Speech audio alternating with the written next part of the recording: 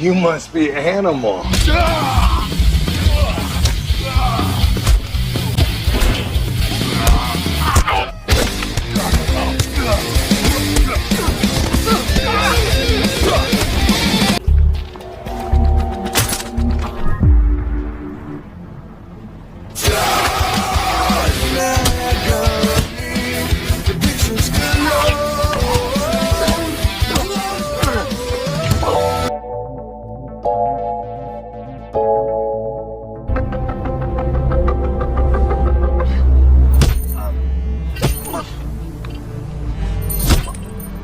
Si bos mafia bernama Mickey sedang menyiksa seorang anak buahnya yang telah berkhianat.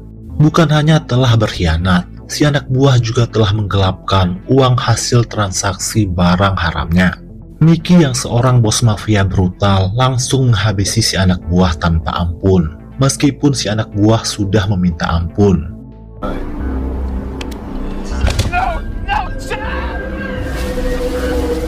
Pada adegan lain kita diperkenalkan dengan seorang pria bernama Charlie. Saat itu Charlie sedang memotong sebuah kayu menggunakan sebuah gergaji mesin. Tapi karena gergajinya tiba-tiba rusak, Charlie lantas memakai jurus karate untuk memotong kayu tersebut. Dari sini bisa terlihat kalau Charlie bukanlah seorang pria sembarangan. Di waktu yang sama Charlie dihampiri oleh tetangga barunya yang diketahui bernama Andre. Andre yang baru pindah lantas memperkenalkan diri kepada Charlie dan istrinya. Selain itu Andre juga ingin meminjam palu untuk memperbaiki sesuatu di rumahnya. Sebagai tanda persahabatan Andre lantas mengajak Charlie dan istrinya party di sebuah klub malam ini. Awalnya Charlie menolak ajakan dari Andre. Tapi karena istri Charlie yang sudah lama tidak party, memaksa agar Charlie menerima ajakan dari Andre. We love to. Haven't been there. So bad. Pada malam harinya, Charlie dan istrinya yang diketahui bernama Maya sedang dalam perjalanan menuju klub malam bersama dengan Andre dan istrinya yang diketahui bernama Anita. Setibanya di klub itu, mereka berempat langsung menari di lantai dansa. Setelah lumayan capek berdansa, mereka lantas memesan makanan dan juga minuman. Ternyata klub malam ini adalah milik si bos mafia brutal yaitu Mickey. Mickey memiliki anak sematawayang yang sangat ia sayangi. Si anak diketahui bernama Jason yang tingkahnya agak songong. Mickey menasihati Jason agar tidak usah bermalas-malasan. Jason harus fokus mengurus klub malam ini dengan sebaik mungkin, karena ini adalah bisnis keluarga. Tapi sepertinya Jason tidak terlalu mempedulikan nasihat dari sang ayah. Setelah si ayah pergi, Jason kembali ke mode malas, mabuk-mabukan sambil mengkonsumsi barang haram.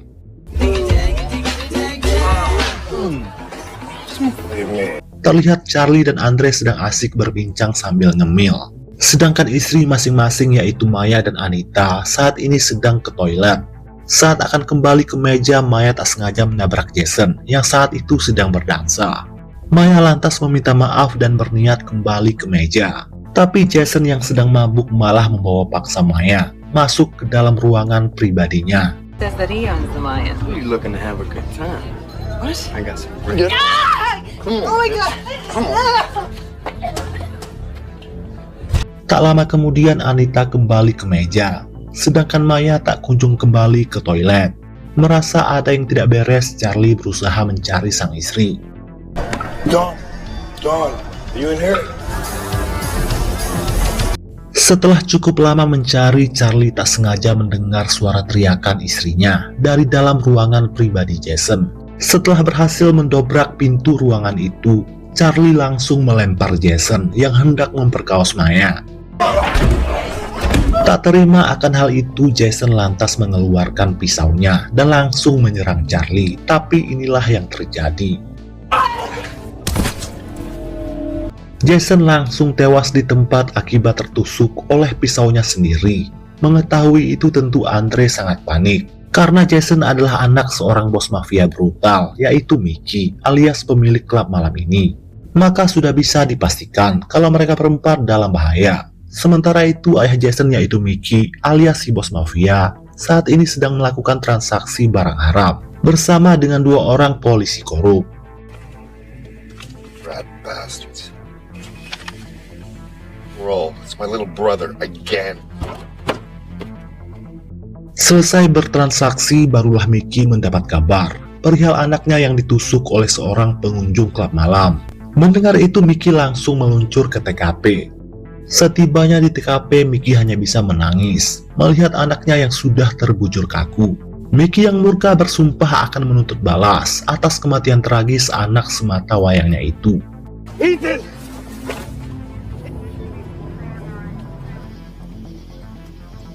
Sementara di kantor polisi, Charlie dan yang lainnya diinterogasi secara terpisah. Charlie memutuskan untuk menyerahkan diri ke polisi karena Charlie merasa dirinya sama sekali tidak bersalah. Dengan kata lain, Jason tewas atas kesalahannya sendiri.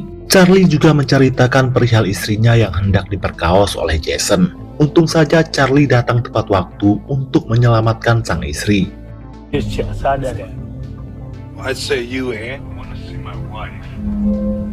Setelah mendengar penjelasan dari Charlie, si polisi yang bernama Tom dapat menyimpulkan kalau Charlie sama sekali tidak bersalah. Hal itu diperkuat dengan barang bukti berupa pisau yang tidak terdapat sidik jari Charlie.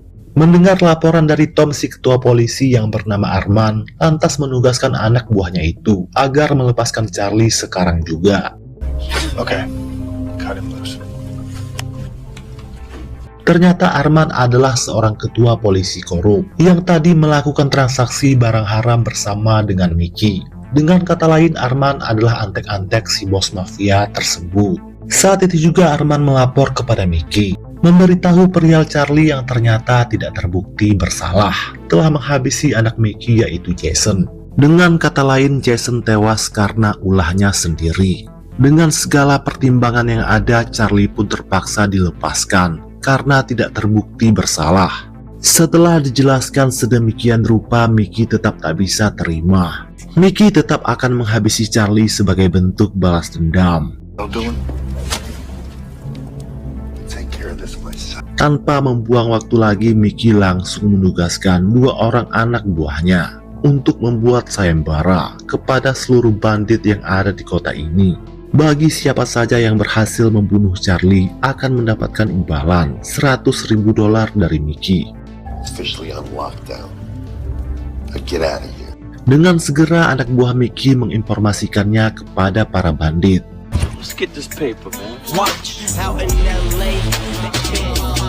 Sementara itu, Charlie dan yang lainnya sedang mengarah menuju pulang ke rumah. Lalu tiba-tiba mobil Charlie malah dikepung dari arah depan dan belakang oleh para anggota preman.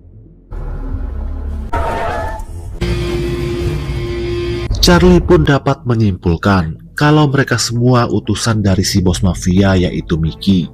Dengan cepat Charlie membelokkan mobilnya hingga terjadilah aksi kejar-kejaran.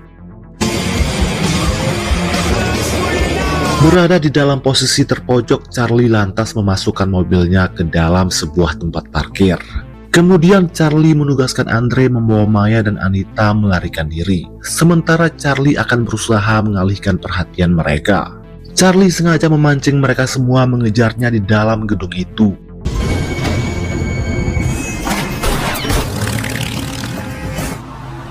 Dan di saat itulah Andre membawa Maya dan Anita kabur menggunakan mobil Charlie menuju ke ujung gang. Sementara itu Charlie masih terus terlibat aksi kejar-kejaran dengan mereka semua. Sampai pada akhirnya inilah yang terjadi.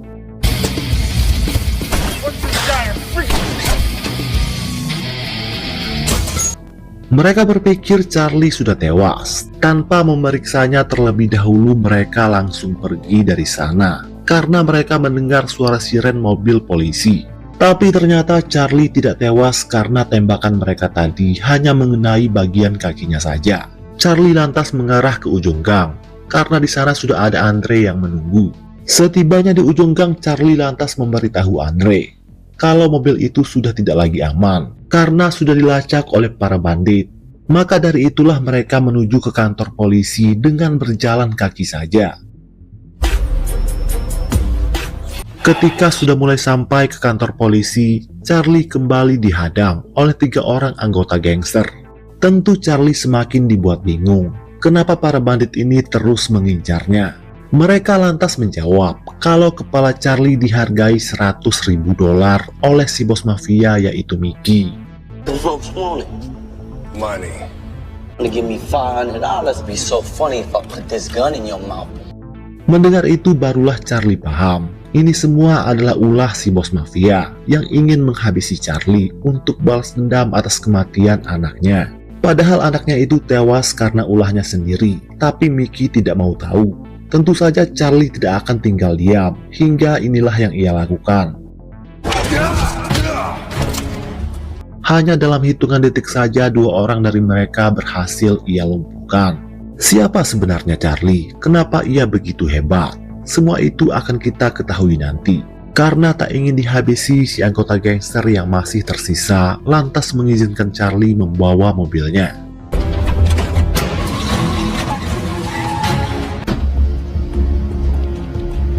Setibanya ke kantor polisi, Charlie langsung memberitahu si ketua polisi yaitu Arman perihal Mickey yang terus memburunya, dengan sengaja membuat sayembara berhadiah $100.000 kepada siapapun yang dapat menghabisi Charlie. Alhasil sekarang Charlie menjadi incaran para bandit demi imbalan $100.000 tersebut. Padahal Charlie tidak terbukti telah menghabisi anak Mickey, tapi kenapa bos mafia itu terus memburunya? Charlie mengatakan apabila dirinya kembali diincar seperti tadi, maka Charlie dengan terpaksa harus membantai mereka semua untuk membela diri. Dari kartu nama Charlie, Arman akhirnya mengetahui kalau ternyata Charlie adalah seorang mantan pasukan khusus yang sudah membantai ratusan musuh di medan perang. Sudah banyak piagam penghargaan yang diberikan oleh pemerintah kepada Charlie berkat jasa besarnya kepada negara. Tak ingin ada pertumpahan darah, Arman pun berjanji kepada Charlie akan berusaha membujuk Mickey agar berhenti memburunya. Let me know if I'm back of this. If you need anything, give me a call. Burbs, I go over the bridge. Setelah diyakinkan oleh seketua polisi, barulah Charlie CS mengarah pulang ke rumah masing-masing dengan memesan sebuah taksi agar tidak mudah dilacak oleh para penjahat yang sedang mengincar Charlie. Di tengah perjalanan, si supir berhenti di pom bensin untuk mengisi bahan bakar. Ketika si supir mengarah ke toilet, tiba-tiba kelompok gangster mengepung taksi tersebut. Hingga dengan terpaksa Charlie keluar dari taksi itu. Si ketua gangster lantas meminta Charlie menyerahkan diri tanpa perlawanan. Karena dengan menyerahkan diri sama saja seperti menggali kuburan sendiri. Charlie yang seorang diri berusaha melawan mereka semua dengan sekuat tenaga. Good job. When I lose my sense of humor, you must be animal.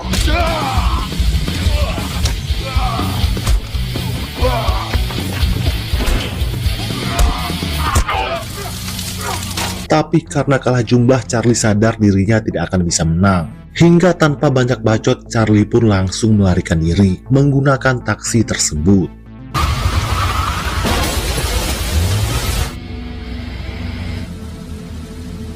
Setelah sampai di tempat sepi, Charlie lantas meminta Andre membawa Maya dan Anita bersembunyi ke tempat aman. Sementara Charlie akan berusaha menyelesaikan masalah ini tanpa harus melibatkan mereka semua. Lagi pula satu-satunya orang yang mereka incar tak lain adalah Charlie sendiri.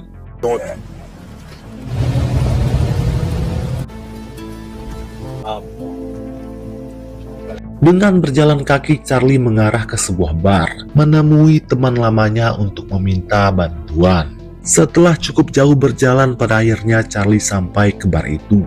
Kemudian Charlie menemui sahabatnya yang diketahui bernama Ronnie. Sama seperti Charlie, ternyata Ronnie juga adalah mantan seorang pasukan khusus. Tanpa basa-basi, Charlie pun langsung menjelaskan masalah yang tengah ia hadapi, yang dimana Charlie sedang diincar oleh para bandit brutal yang ada di kota ini, disebabkan oleh seorang bos mafia bernama Mickey yang ingin balas dendam atas kematian anaknya. Padahal anaknya itu tewas karena ulahnya sendiri. Fuck to you, bro. What are you doing on this side of town anyway, Bobby? You know this guy. Maksud kedatangan Charlie tak lain adalah untuk meminta bantuan Ronnie. Namun sayangnya Ronnie menolak untuk membantu. Karena musuh yang Charlie hadapi bukanlah orang sembarangan, melainkan seorang bos mafia paling berpengaruh di kota ini. Never. Mendengar penolakan dari Ronnie, Charlie pun paham dan memilih pergi dari sana. Sementara itu Arman, si ketua polisi korup, berusaha membujuk Mickey agar berhenti memburu Charlie. Karena orang yang sedang Mickey incar, yaitu Charlie, ternyata bukanlah seorang pria sembarangan. Mickey adalah seorang mantan pasukan khusus terlatih yang sudah membantai ratusan musuh di medan perang. Tapi Mickey bersikeras tetap akan membalaskan dendamnya kepada Charlie. Mickey cukup percaya diri dapat mengalahkan Charlie yang hanya seorang diri saja. That's all right. You go down with me. Tak kehilangan akal, Mickey langsung menugaskan para anak buahnya untuk menculik anggota keluarga Charlie. Hingga dengan begitu, mau tidak mau, Charlie pasti akan menyerahkan diri tanpa perlawanan.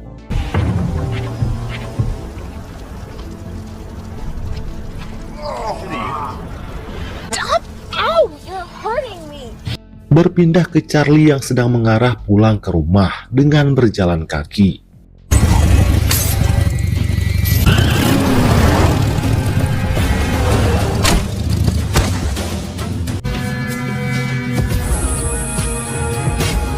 Tapi lagi-lagi Charlie dihadang oleh kelompok gangster yang mengikuti sayembara berhadiah $100.000 dari Mickey. Tapi seperti biasa, Charlie tidak akan tinggal diam hingga inilah yang ia lakukan.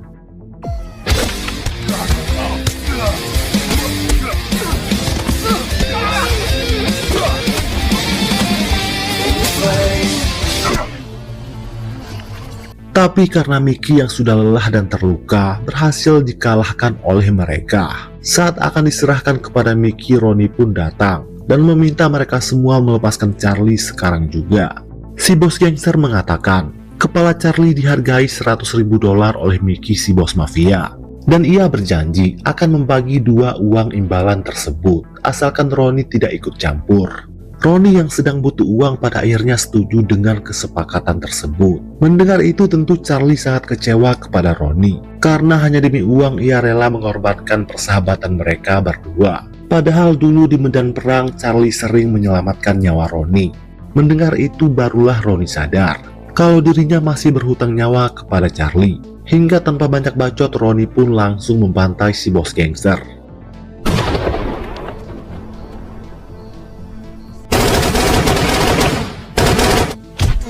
Tak ingin bernasib sama dengan si bos gangster, mereka semua memilih pergi dari sana. Sebelum berpisah, Ronnie sempat meminta maaf kepada Charlie karena tadi sudah hilaf. Charlie pun memaafkan Ronnie dan bahkan berterima kasih karena Ronnie telah menyelamatkan nyawanya.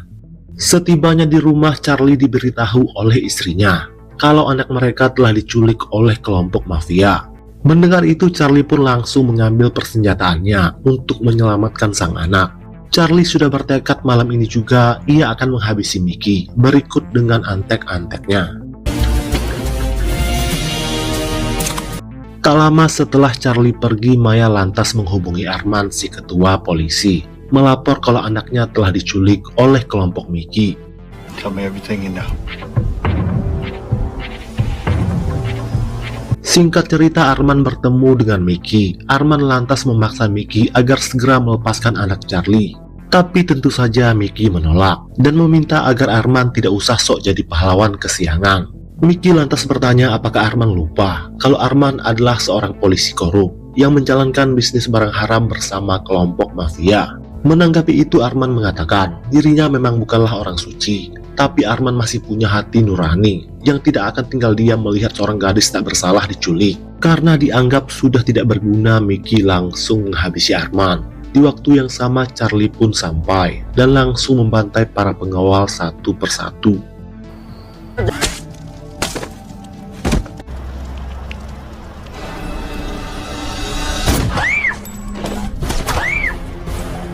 Sekarang yang tersisa hanya tinggal Mickey bersama 2 orang bodyguardnya. Charlie lantas meminta Mickey agar segera melepaskan anaknya, atau kalau tidak Mickey akan bernasib sama dengan para anak buahnya. Karena tak ingin mati sia-sia, Mickey terpaksa melepaskan anak Charlie. Dengan segera Charlie membawa anaknya pergi dari sana. Go, baby. Tapi Mickey yang masih belum putus asa kembali menugaskan kedua bodyguard-nya untuk memburu Mickey dan anaknya itu. Charlie yang menyadari itu lantas menyuruh anaknya bersembunyi. Lalu dengan sengaja Charlie memancing bodyguard Mickey mengejar ke sebuah tempat yang sepi. Tapi tanpa Charlie sadari, para bandit kembali datang demi imbalan $100.000. Sehingga mau tidak mau Charlie harus melawan mereka semua.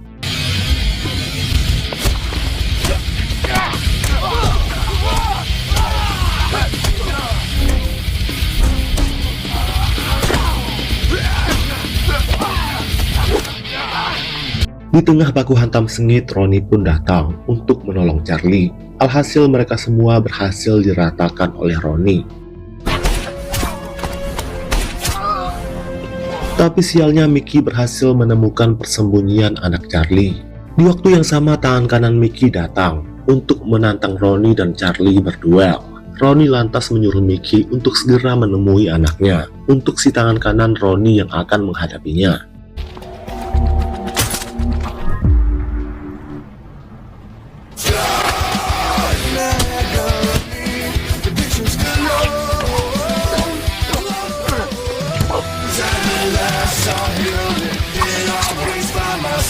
Karena sudah hampir kalah, si tangan kanan malah melarikan diri, berpindah ke Charlie yang lantas mempersilahkan Mickey untuk menghabisi dirinya sebagai bentuk balas dendam. Tapi Mickey meminta agar anaknya dilepaskan. Sialnya Mickey tidak hanya akan menghabisi Charlie, tapi juga anaknya berikut dengan istri Charlie. Mendengar itu dengan sigap inilah yang Charlie lakukan.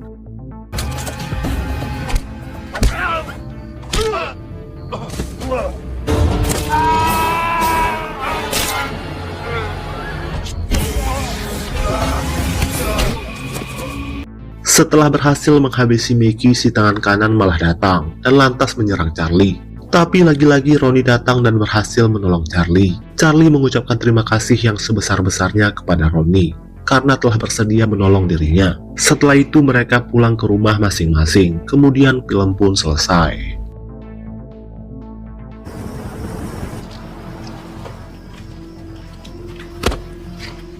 You must be Animal.